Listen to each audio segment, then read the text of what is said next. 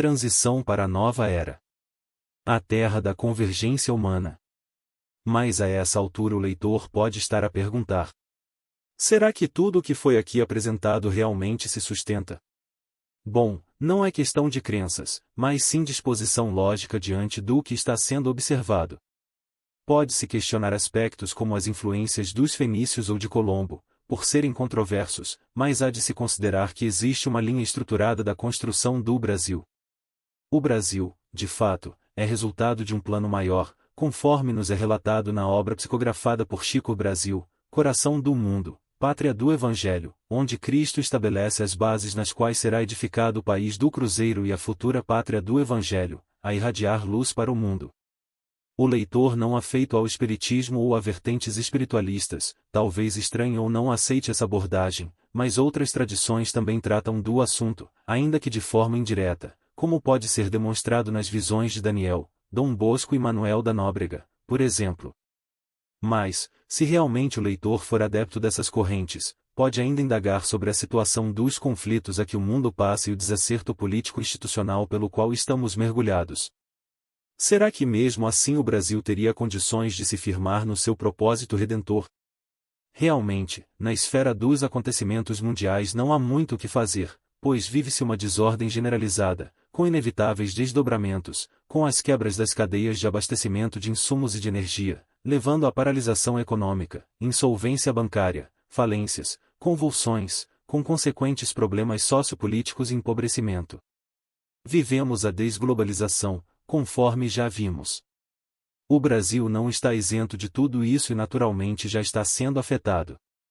Quanto aos problemas internos, com toda a sua dimensão de gravidade, diante de um cenário internacional muito mais complexo, acaba sendo mais fácil de serem solucionados, desde que estejam assegurados os meios para a continuidade das reformas que tiveram início, pois há muito ainda a ser consolidado. O problema é que vivemos um estado de anomia e distopia, ou seja, um estado de ausência no cumprimento deliberado das leis por parte da população comum e, principalmente, pelos ocupantes de poderes que insistem em rasgar a Constituição diariamente, a levar à desordem institucional, oprimindo e semeando o medo.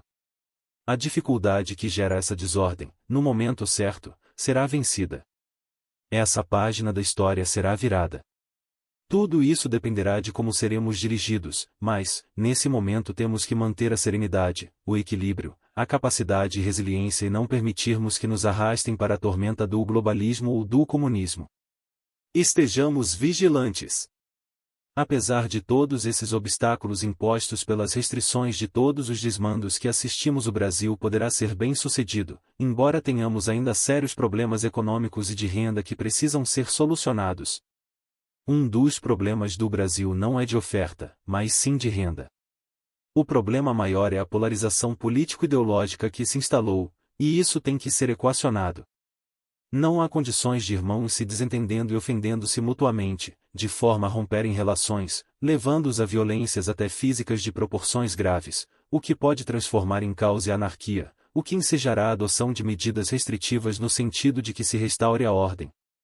Precisamos de união.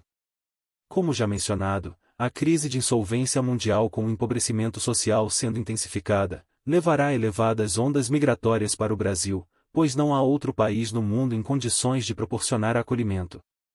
Mesmo os Estados Unidos, pelo ritmo dos acontecimentos, poderão também ter problemas. Mas paradoxalmente, está se desenhando uma nova realidade, com possibilidades de que a humanidade encontre caminhos e formas de convivência mais harmoniosas. Pessoalmente, acredito na viabilização de um governo global futuro, mas não nascido a fórceps, por desejos escusos e ilegítimos de uma classe que representa o que há de mais sórdido em suas ânsias por domínio. Lobos em pele de cordeiros. É inevitável o nascimento de um mundo com um governo legítimo, construído a partir da concordância dos povos pela consciência de união e da compreensão da necessidade de um novo modelo de desenvolvimento, que contemple tanto a meritocracia como o caráter distributivo das riquezas.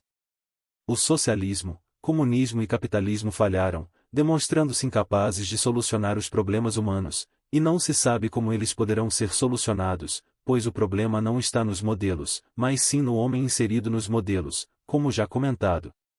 As pessoas no Brasil ficam temerosas em relação às invasões estrangeiras, e com razão, pois a cobiça pelas riquezas de nossas terras sempre foi grande, haja vista as incursões realizadas pelos mesmos agentes no passado e também no presente. É conhecida a existência de interferências concretas nos destinos do Brasil, com infiltrações proporcionadas por ONGs de fachada em áreas ricas como a Amazônia. São tentativas que foram frustradas no passado colonial e que serão frustradas novamente. Não tenhamos dúvidas.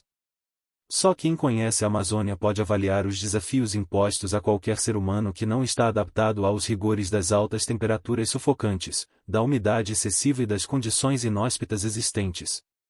A Amazônia somente pode ser conquistada por agentes externos se houver cooptação interna, e esse é o grande perigo, pois as interferências são reais, na medida em que o jogo financeiro de interesses é bruto. Não esqueçamos dos Calabares e dos Silvérios, que deixaram seus nomes proscritos na história, mas que continuam encarnados hoje em milhares que se vendem por um punhado de dinheiro, como serviçais de Mamon. Não passarão e colherão ao seu tempo o plantio de suas iniquidades. Mas não é só a Amazônia, e sim todo o Brasil, que é a última fronteira de sustentação do planeta. Quando falo de sustentação do planeta, estou a me referir da capacidade de produção de commodities. Países que produzem commodities, ou seja, insumos como alimentos, minérios, madeira, sempre foram relegados como coadjuvantes diante do mercado econômico, na medida em que não agregam valor, pois o valor está concentrado quando os insumos são transformados em produtos acabados, sendo esses a fonte de riquezas. Por exemplo, a Alemanha não tem um pé de café, no entanto, há mais de um século tem uma das maiores indústrias de café moído do mundo, que é a Melita. O mesmo ocorre com a Itália, que desenvolveu as melhores cafeteiras do mundo, sem saber o que é um plantio de café. O que seria da Melita ou das cafeteiras expressas sem o produto café? Naturalmente, a alma não é a marca ou o equipamento que dá uma funcionalidade, ainda que seja um computador ou um celular, que são de tecnologias mais sofisticadas, mas sim os produtos primários que deram a sua origem. Em uma condição de mercado, onde existe um equilíbrio entre oferta e demanda, as tecnologias aplicadas nas transformações dos produtos e em todos os serviços decorrentes das demandas, são as concentradoras de riqueza, porém diante da desordem global, causado por desentendimentos pelo próprio homem, gerará um quadro de peste, guerra, fome e morte, como já for anunciado há muito tempo. O homem se alimentará de tecnologia ou de pão? Ainda que o pão não seja de trigo, pois pode ser de milho ou de tapioca. Naturalmente que as regiões ricas em extensões territoriais, desde que abundantes em água de rios e no subsolo, climas amenos, chuvas regulares e sol, muito sol, apresentarão condições para a produção de alimentos em grande escala, e basta fazermos uma visita no Google Earth para ver quais os locais no planeta que se encontram nestas condições. Naturalmente é o Brasil. Em uma época de minha vida, exercendo a profissão de consultor empresarial por 2 décadas a partir dos anos 90, viajei para os 4 cantos do Brasil e sempre nas viagens diurnas procurava assentos junto às janelas dos aviões, onde pudesse contemplar a geografia, os rios, o solo, as plantações, permanecendo horas a examinar os locais em que estava, identificando os poucos povoados diante de grandes áreas desocupadas, virgens, com matas ou campos, cerrados e montanhas.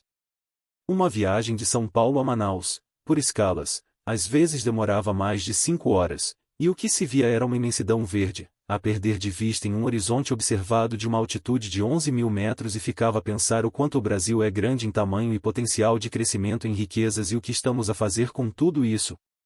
Esta reflexão nos leva à nossa responsabilidade, pois temos uma nação ainda a ser construída. O Brasil não pode ser considerado periferia, um coadjuvante, mas sim um protagonista, atuando como difusor de riquezas, um líder a integrar a América Latina e o planeta, e com todas essas mudanças no mundo, janelas serão abertas. Vimos que o Brasil foi forjado nas adversidades, com muito sangue e suor. É dito que o brasileiro comum é pacífico por natureza, e isso é verdade, pois é acolhedor, receptivo, entende que o outro não é um outro, mas sim alguém que pode ser amigo e irmão, a partilhar do mesmo prato de comida e abrigando na mesma casa, oferecendo hospitalidade e segurança. É lógico que essas são características gerais, tendo exceções como aqueles que querem tirar algum tipo de vantagem, mas não é a regra. No entanto, diante da condição de ser pacífico, esconde também o guerreiro, pois o brasileiro se revela nos momentos críticos, nunca tendo se furtado diante dos perigos que ameaçaram a nação ao longo de sua história, e não será diferente agora e no futuro. Dentro desse espírito acolhedor, o Brasil é franqueado a todos os povos do mundo, que sempre foram bem-vindos para se integrarem à família brasileira e, um exemplo disso, é a origem de nossas famílias pessoais.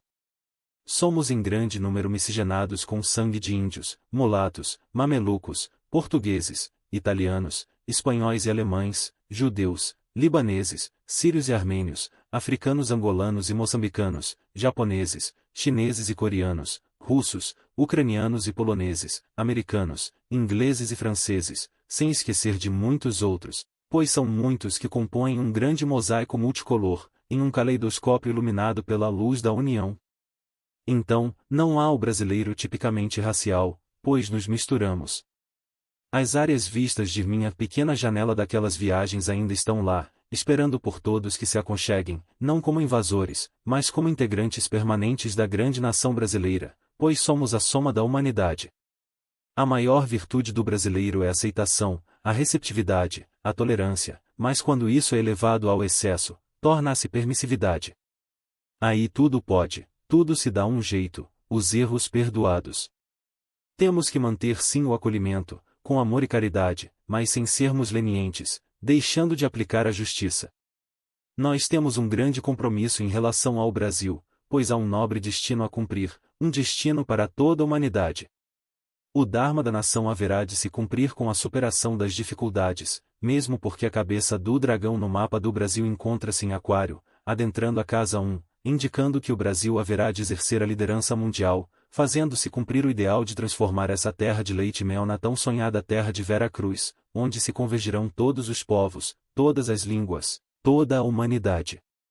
Isso, no entanto, não ocorrerá sem que façamos o trabalho necessário em nos transformar nos agentes íntegros desta grande missão. Não nascemos aqui por acaso. Somos os artífices desta construção. Somos os filhos escolhidos para a formação do berço onde florescerá a união e a paz divinal. Muitos insistem na procura do cálice sagrado do Graal. Mas o Graal não está perdido. O Graal é aqui.